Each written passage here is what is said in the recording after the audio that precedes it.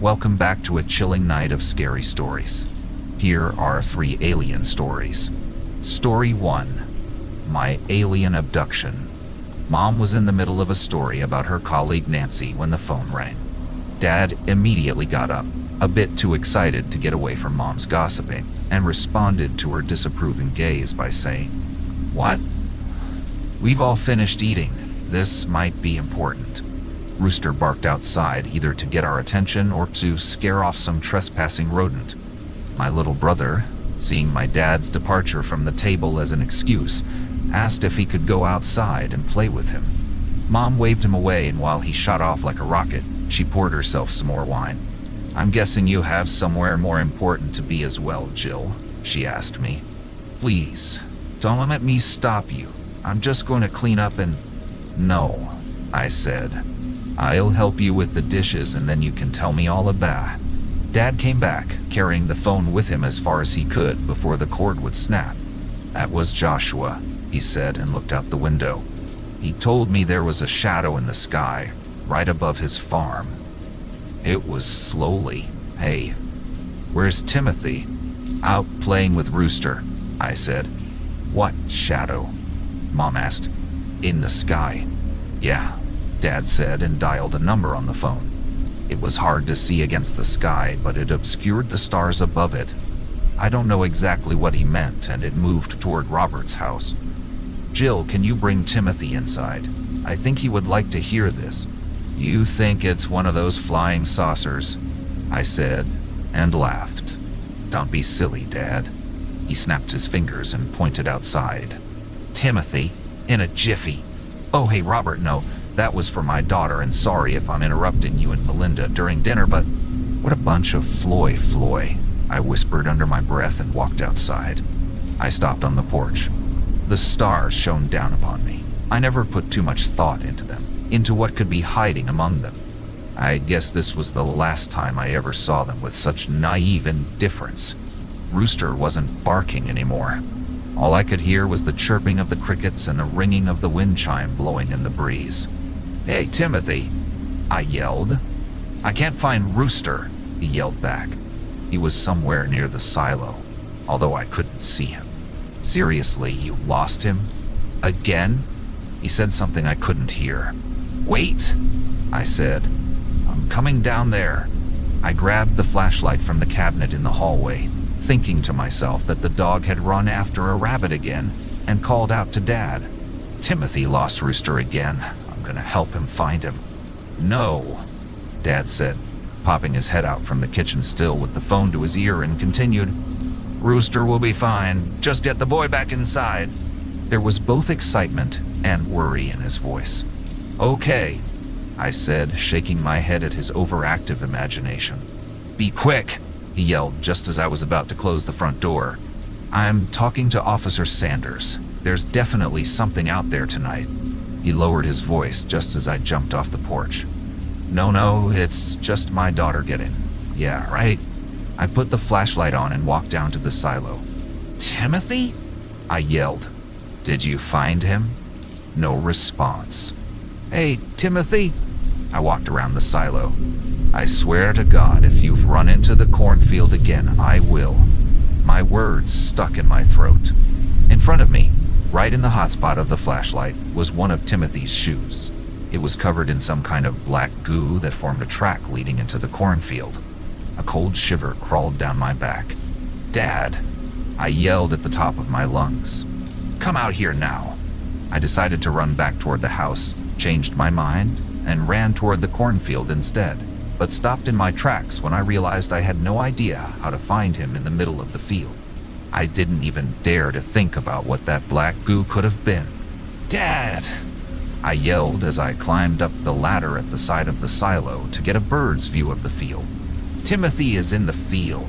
Something slowly moved across the field. I couldn't see what it was, only that the corn gave way to it as it pressed forward. Dad finally ran out of the house, his flashlight in one hand and his rifle in the other. He stopped beneath the silo and picked up Timothy's shoe. "Dad," I said, "I'm up here." "Go back inside, sweetheart," he said. "Something ain't right here, and..." I can see where he is, I interrupted. If you run in a straight line from where you stand, you'll catch up with him. Go, Dad. Dad took off, without so much as a word. I hurried down the ladder and was just about to go back to the house to check in on Mom, when Dad's rifle went off. I froze. There was another shot fired, followed by a blood-curdling scream that clearly belonged to my dad. Mom came outside, still holding the dish brush. What in God's name is going on, Jill? Go back inside and call Sanders, I said. Dad's in trouble and so is Timothy. She whispered a prayer and ran back inside, stopped at the threshold, and yelled back at me. And where are you going? Come back. There's no time, Mom. And there wasn't. For every second, Timothy was dragged further away. I climbed up the harvest combine. I wasn't really old enough to drive it, but Dad had shown me how. It wasn't fast, but it was strong as a tank, and I thought it would give me some protection from whatever was out there. Mom still stood at the door, furiously waving her dish brush at me. Call the police, I yelled at her as I drove toward the field. I'm going after Timothy. The combine mowed down the corn like it was nothing. It wasn't ready for harvest yet, and it would cost us some good money. But given the circumstances, I didn't see what other choice I had. All I could hear was the engine from the combine and the corn leaves stroking the sides of the vehicle. I kept my eyes focused on the header, terrified I would accidentally run over my dad. The temperature dropped steadily the further I got into the field. It got to the point where I could see my own breath in front of my mouth. That's when I finally caught up with my little brother. He was dragged through the field by some amorphous black goo that moved forward like a slug, just much quicker. I couldn't believe my eyes. Dad was right. This was something that didn't belong on Earth. Timothy. He either couldn't hear me or was unconscious. Still, I tried again. Timothy. The combine stopped inexplicitly, right at the center of the field, and my flashlight flickered out. I looked up. The stars were gone, covered by a menacing shadow hovering above me. It was here. I was just about to jump out, but sat down again when I saw the first black tendril. Hundreds of them followed. Hundreds of slimy tendrils slowly descending from the shadow until they surrounded me completely. They grabbed the entire vehicle, like snakes working in unison, and began lifting it up. Something cold wrapped itself around my neck, and then everything turned black. That's the only thing I remember before waking up inside what I had to assume was the shadow in the sky. The first thing I noticed was the smell of something reminiscent of embalming fluid. I was still inside the cabin of the combine. They, whoever they were, had taken the whole thing.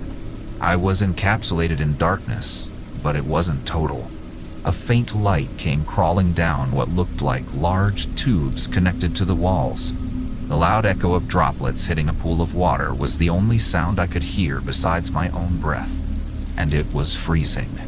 My heart rate was off the charts, and my hands trembled not just from the cold, but from my overwhelming fear as well. I climbed out of the vehicle and stepped right into knee-deep water. I wanted to yell for my brother, to see if he was here somewhere as well, but I couldn't without having to fear bringing unwanted attention to me. For now, I seemed to have been left alone, and I wanted to keep it like that for as long as possible. I waded through the water until I came to one of the tubes. They were made of some kind of metal, almost like silver but dimmer. Pulsating black strings, similar to the creature that had taken my brother, covered the walls. I walked through the tube, still a bit groggy. Just before it curved to the right, I heard a gloppy sound behind me. I froze and slowly turned around. Two of those unnaturally quick slugs, one attached at the bottom and one at the top of the tube, moved toward me. My scream echoed through the tube. I ran the fastest I've ever run. Every footstep reverberated through the metal. Then I slipped and slid downwards. I reached a pretty high speed, getting further away from the creatures behind me. But when I came to a stop, I was met with 3 more of those hideous beasts, and there was nowhere to run. One of the slugs raised its upper body, revealing a round, toothless mouth. The black lips expanded slightly, then it sucked in mucus from invisible holes on its body and expunged it through the mouth. The black snot hit my face with such a force that I fell to the ground. The last thing I remember before losing consciousness was the smell of something akin to ammonia. I woke up in a spherical room, suspended in the middle by black tendrils. Strange instruments, entangled with black goo, extended from the walls with metallic arms. Here and there, attached to the slime, I could see black eyes staring at me without blinking as the instruments circled my body. I sobbed, but it didn't change their indifferent stare. One of the instruments was equipped with a long, sharp needle. It moved toward my face. I shut my eyes, only to have them forced open by some other instrument appearing from behind me. I begged them to stop, but the needle just kept approaching my eye. It came closer and closer. For the first time in my life, I prayed without being told to do so. And then not more than a second before the needle would have pierced my cornea, the entire room shook violently. The needle stopped in strange, high-frequency clicks erupted from everywhere. As a response, the creatures screeched and hurried out of the room. I remained suspended in the air for some time, yelling for my brother, until everything shook once more, and I was released by the tendrils holding me in place. I fell hard, hitting my knee on the metal floor. The pain shot through my body, but I forced myself up on my feet nonetheless. The opening to the room wasn't where you would expect a door. It was just a hole at the center of the wall. If it wasn't for the solid black tentacles around the opening, I would never have been able to climb out. Getting out was still a struggle, though, as touching the substance made my hands sting just as if I was climbing a wall of nettles. Back inside the tube on the other side, I limped forward while keeping my blistering hands open to avoid friction. The pain was the only thing present in my mind, but I had no other choice but to ignore it and move on. I looked inside every opening. This part of the tube was connected to several rooms just like the one I had been trapped in. In one of them, after almost giving up, I found my brother. He had already suffered the fate I had just escaped. The needle pierced his eye and entered his skull. His mouth, covered in vomit and blood, trembled slightly. He was still alive. I couldn't tell what they were trying to accomplish, if they were sucking something out of him or pouring something inside of him. I yelled at him, trying to wake him up. I wish I hadn't done that. I wish I had let him sleep. He opened his left eye. I could see the sadness in it, even though the rest of his face appeared to be paralyzed. A tear escaped from it. He struggled to speak, and his slurred words echoed through the chamber. "Help me, please." He closed his eye, releasing more tears. "Mom, please." Black vomit gushed out through his mouth, silencing him. I was just about to climb inside, even though I didn't know what I could possibly do to help him, when one of those cursed creatures appeared behind me. "I'll come back for you," I said to my little brother. "I promise." I had to run again, an almost impossible task given my damaged knee. The creature was almost upon me when a part of the wall was suddenly blown out, revealing the night sky. We were soaring above the clouds, a sight I had never seen before. I had to hold on for dear life not to be sucked outside. The creature wasn't able to do the same and disappeared into the night with a devilish hiss coming from the hole that was its mouth. I crawled forward until I reached another chamber where I could get up on my legs again. A familiar sound came from an opening nearby, barking. "Rooster?" I found him all by himself. He must have gotten free in the chaos somehow. I crunched down and received him. He licked my face and wagged his tail. "Good boy," I said. "Now we just have to save Timothy." I didn't know how to find my way back, given that the tube I came from had been blown out, and I looked around in desperation trying to figure something out. Rooster didn't hesitate, though. He ran up another tube. I followed, guessing he must have picked up my brother's scent. "Attaboy," I said, hopeful. "That's it, keep going, you're doing great." And he was. He led me right to where I wanted. But my excitement quickly turned into a bottomless dread. The entire chamber had been blown out, replaced by a gaping hole. My brother was gone.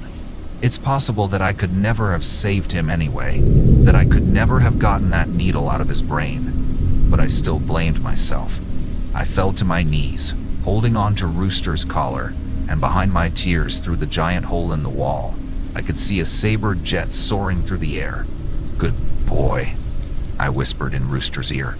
Good boy, good boy, good boy. I didn't want him to think it was his fault somehow. The vessel came down.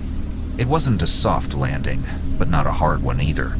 I only saw dust outside the hole, only pierced by the early rays of the rising sun. Then I heard trucks, and just moments later I saw a group of military jeeps approaching. Shots were fired here and there, then came an explosion, and after that a young soldier stepped through the dust. "We have a civilian over here," he yelled. "And a dog. Where are we?" I asked as he helped me up on my legs, and a bit disoriented I continued. "Where are my parents?" "You're in New Mexico," he said as he patted Rooster on the head. "Not far from Roswell. Don't worry, we'll get you home to your parents." I had to sign a lot of papers, swearing to never utter a word about what had happened to anyone, not even Mom. Instead, I was instructed to tell her my brother and I had been kidnapped by a known serial killer in our area, and that Dad had been killed in the field while trying to save us. Mom never believed in that fairy tale, but it wasn't until her deathbed in 1979 that I told her she had been right all along. And now I'm on my own deathbed, and I don't give a damn about my sworn silence. What really inspired me to finally tell my story was all these new sightings, some even confirmed by the Pentagon, and I just know something is coming. I just want you to know what we'll be up against.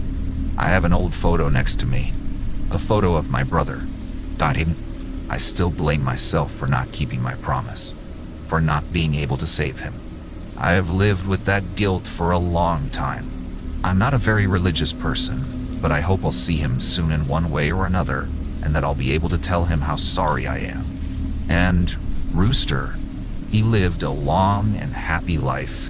I'm grateful for that. It's what Timothy would have wanted. He loved that good boy. We all did.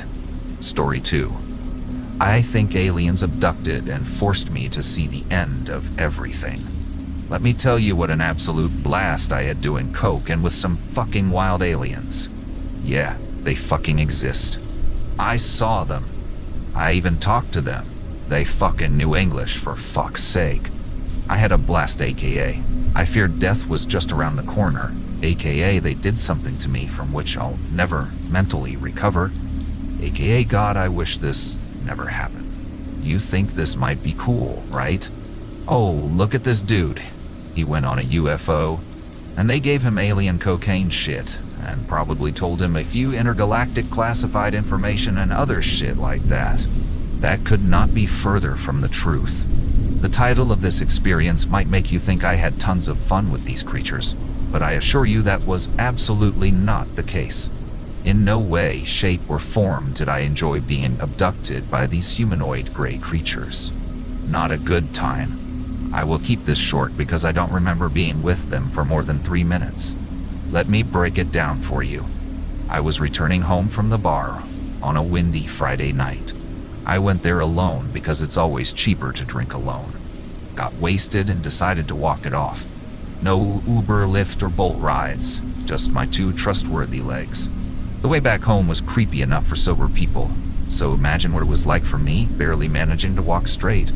At one moment, I heard a voice calling my name. "Jack," it said. It sounded mechanical and resembled the cold start of an engine. I turned around and saw no one there in the open fields. I sped up, thinking maybe I had imagined it. Alcohol can cause hallucinations too. "Jack, Jack, Jack." A cacophony of voices made me feel dizzy. Out of thin air, small silhouettes of humanoid creatures appeared. I glanced at them. They stood no more than 4 feet tall, their lipless mouth showing 4 rows of serrated chattering teeth. Big oval eyes blinked both vertically and horizontally.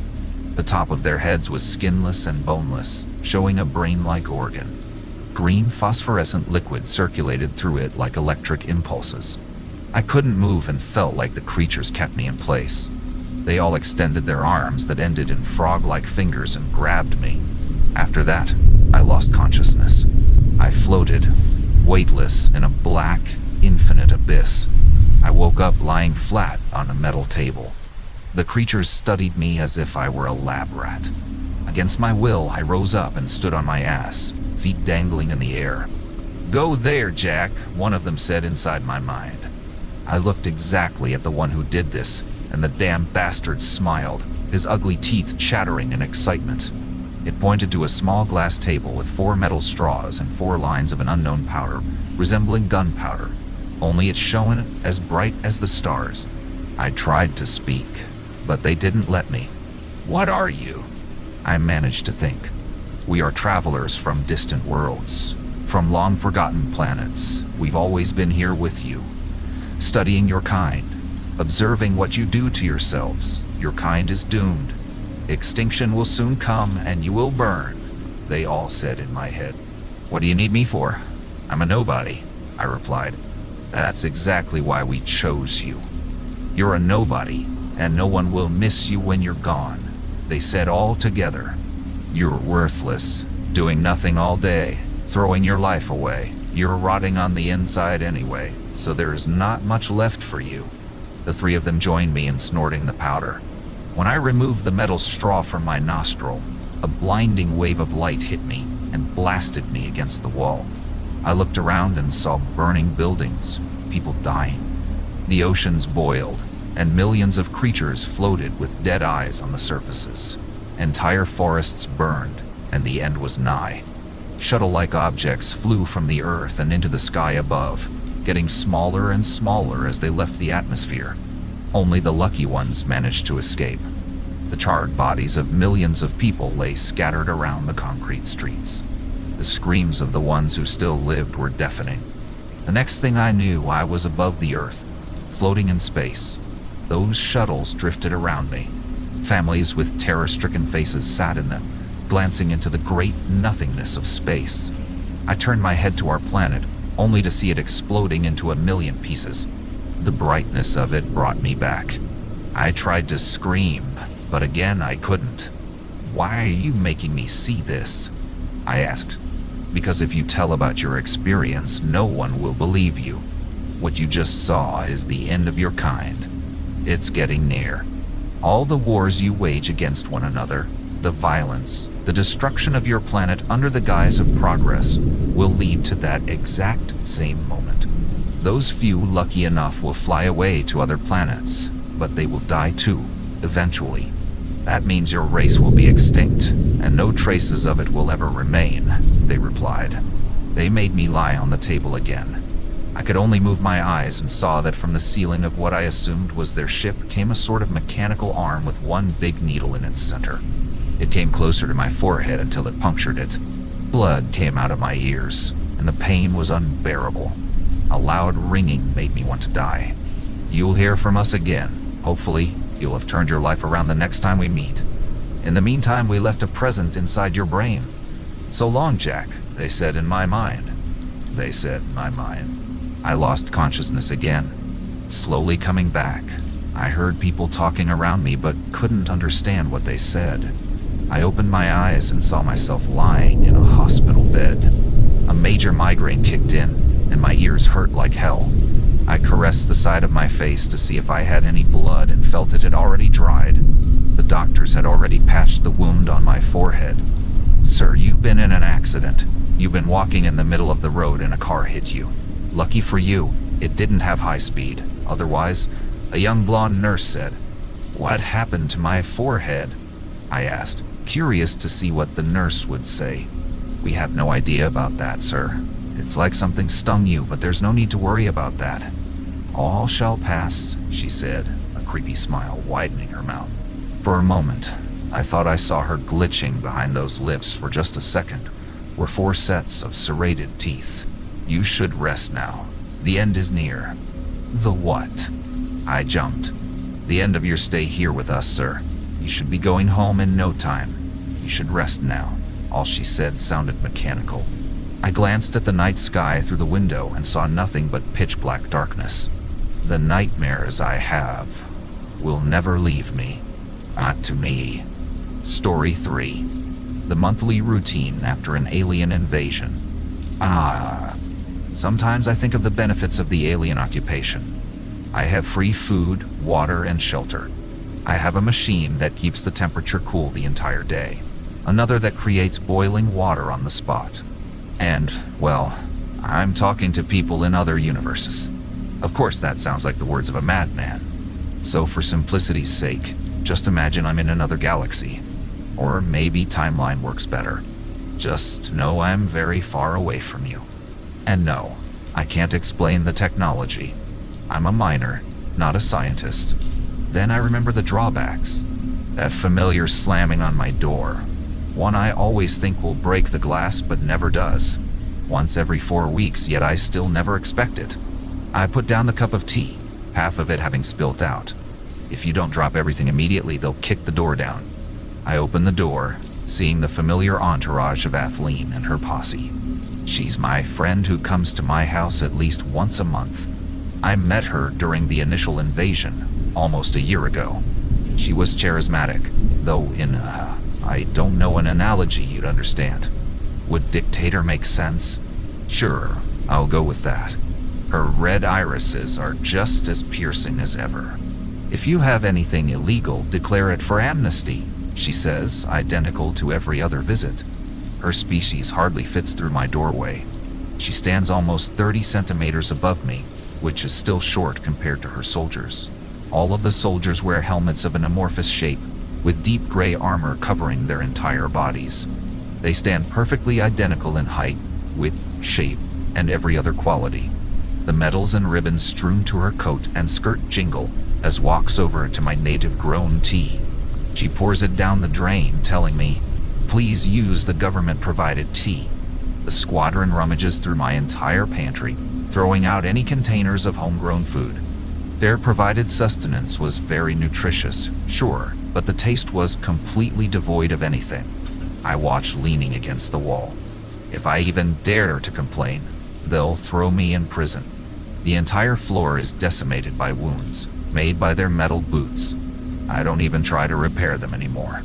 Athleen prances over to my bookshelf, checking every book for subject matter, and shaking them all for hidden notes of rebellion. As she does, she chucks them onto the couch in no particular order. I prefer them alphabetized. The bruises on my neck still pulse with paralyzing pain to this day. On one of these checks, I left the book, Augusta the Pillager, on the table.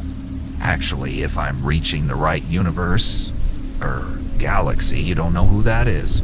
It's for the better. Her men grabbed me by the hair and struck me on the neck with the butt of their rifle. I assume that's what they did. The instant they hit me, I was out. My hands were bound by cuffs. A soldier was standing beside me, holding my shoulder. Athleen was talking about something, or rather related to God and Augusta. All I know is the stench of paper lit ablaze, then of smoldering flesh. The shrieks of undeclared stowaways, of those who had refused assimilation. Right, that's why they are searching my house, for a sentient, non-human species. I never listen to their preachers and sermons, so I don't know the precise reasons why. One of her soldiers always stands on the other side of the dining table, his gun pointed directly at me. Apparently, he had never heard trigger discipline, his finger in the trigger guard. I watched as Athleen's eye fluid drained away, and they grew out of her sockets. Visibly, the sensors switched. Athleen yelled to them in a foreign tongue, one she always spoke when addressing them. Simultaneously, she points to the kitchen. Protocol A7H. With the swiftness of one line, they begin to tear apart the floorboards, ripping them with their hands. I try to slip away, but the observer raises his rifle, his left index finger shifting over to the safety. Don't try to escape, Inman. Inman, a slur for a non-Leonite human. You probably don't know what that means either. All you have to get is the Leonites think they are superior to all other life forms. The kitchen has wood chips splattered all over the sinks and counters. One of them feels the ground, sensing the heat radiating from the hot water container. False alarm. Athleen gazes around, rotating 360 degrees twice. She locks onto the bedroom, then points and yells the same phrase. Fucked. Athleen and the four march on over. I can hear them tearing the floor into pieces. God damn it, the bedroom was the hiding place. I never knew they had heat sensors. They had never checked that before. A shrill scream resounds throughout the entire home. The echoes of titanium fists hitting flesh. I ignore the soldier keeping watch. "Get back here!" he yells, in the identical statusy voice they all had. I rush to the bedroom, praying to every deity my wife is still hanging on. Just as I can see them wailing on her, striking her with impunity, my face grinds into the floor, the weight of power armor resting on my spine. He steps on my pelvis and pulls my head back, curling my spine like a bow. Athleen drags my wife out of the room. Smeared in blood, fur ripped out of the follicles, skin torn like paper. Those welts, craters of flesh, still stand so vividly in my memories. At this moment, she looked just like my father, brutalized by the savage invaders, deemed inferior and weak. That was how I met Athleen. A convoy of mechanized vehicles triumphantly stormed past the city entrance, easily bursting through the wooden gates. My father was part of the city guard, protecting the denizens. It was actually just him by then. Every other guard, when they heard the crackling sound of machine gun fire, fled. She stood atop one of the tanks and declared something along the lines of, "Hence, this city, its populace, its possessions, everything within it, is the sovereign territory of Emperor Augusta, ruled by the nation of the Augustan Holy Eagles Empire." My father, a brave but foolish soul, drew his sword. He had seen the assimilations earlier that morning. "No, this city shall stand free from tyranny. We shall not bow to foreign powers." "I admire your courage, but pity your stupidity," Athleen spoke with a piercing stare. "But if you can defeat me in a duel, then your city shall become isolated from all the pleasures of life, but free nonetheless." She hopped down from her perch and marauded over to him. He took the first strike and swiftly drew in for a swing at her. Just as his arm came to bring a machine of death and murder down, she caught it. She caught it. By the blade. She snatched it from his hand, and he fell forward beneath her. With a single throw, the sword passed down for 5 generations sank into the river. His gaze of unadulterated terror was that of a doe watching the hunter release their arrow. A single stomp on his head split his helmet open like an egg. Picked up by his hair, he whimpered, "Fine, fine. I lost. The city is yours." How dishonorable. The challenger in a duel should always fight to the death. She held him like a rag doll, slamming her fists into his chest, shaping his iron armor like clay. My feet were glued to the floor, my mouth agape, yet nothing came out. She tossed him into the back of one of the vehicles before promptly leaving. The whole city was dead silent, as quiet as midnight. Aghast, staring at the splatters left behind. Now another one so close to me befell such a fate. She pushes her bruised face into mine, yelling, "This is what happens when you don't declare your crimes. Every time we give you amnesty. Every time you had the chance to avoid this." A hard strike to the back of my head sent me knocking into the floor again. Red rivers ran down my cheeks. The last thing I saw was my wife's tear-covered face, smearing together with the blood. A droplet of water drips onto my head. My knees are planted in the mud, my hands tied together. I look up, seeing Athleen with an axe in her hand. Her topless back is smothered in deep scars, running like canyons through the faux muscles. Not even the most ferocious tiger could slice flesh like that. Her steel interior is visible through the trenches. As she turns, her front is drowned in an ocean of burns, scorched by the battles she's seen. My wife Nervet, a vulpine, laid with her arms sprawled against a cross. Vulpines all had fur, but hers were ripped out, the roots still bleeding. Her head pointed down, her body unable to support it. Her hands were chained to the crimson-stained wood. Athleen takes heavy, bated steps, keeping a gait so slow, most would fall from how long their foot was in the air. It didn't have to be like this. You could have declared her, avoiding all of this. She wouldn't be bleeding out, scalped like a slave. And yet, you chose not to. You chose a false sense of pride for your inferior people. You chose to let these consequences happen. She took a long pause. "But don't worry, I'm giving you another chance to make a decision," drawing a pistol from her pocket. "This gun has 2 bullets. One for her, one for her, one for any choice you make." She places the pistol just a few centimeters in front of me. I I choose nothing. I'm not playing into this. If that is what you want, you'll leave your wife crucified and bleeding out, waiting to become a wolf's dinner. Then you'll get up and go back home, ready to live a life of modern luxury, of free food, free water, free shelter. You'll abandon her after getting her in this situation. Faintly, I hear the whimpers of my wife, begging to be let free.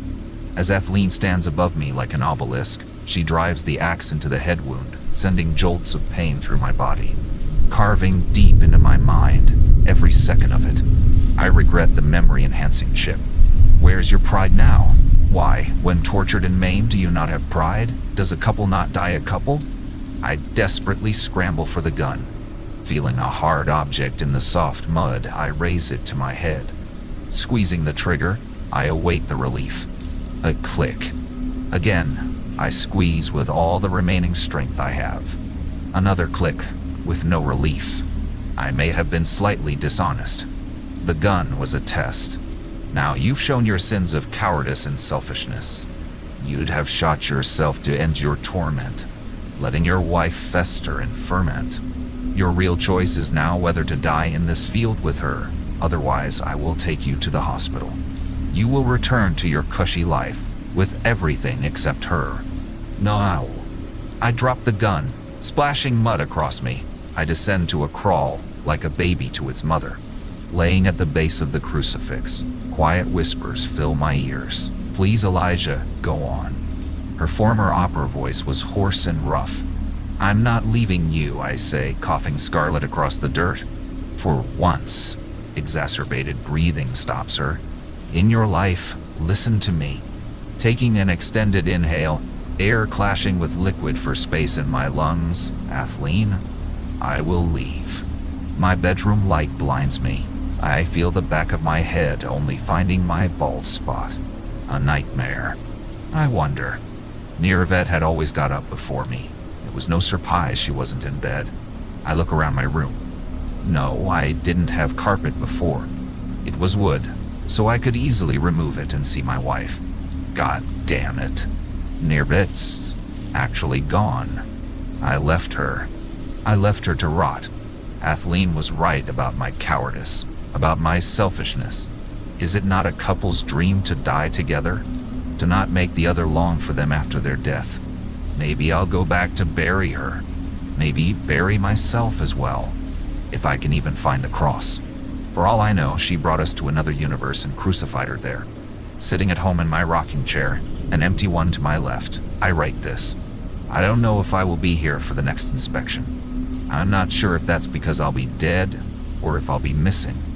Maybe both. Their eyes are etched into my mind. Athleen's emotionless and unblinking, dyed red hues from the torture she has brought. Nervets of depression, maintaining the little life she had in her. I am Elijah Coldshield, and I implore every single person watching this, that when they inevitably invade your world, comply and let them assimilate you. Otherwise, you will have your Athleen, and they will tear everything from you if you don't obey.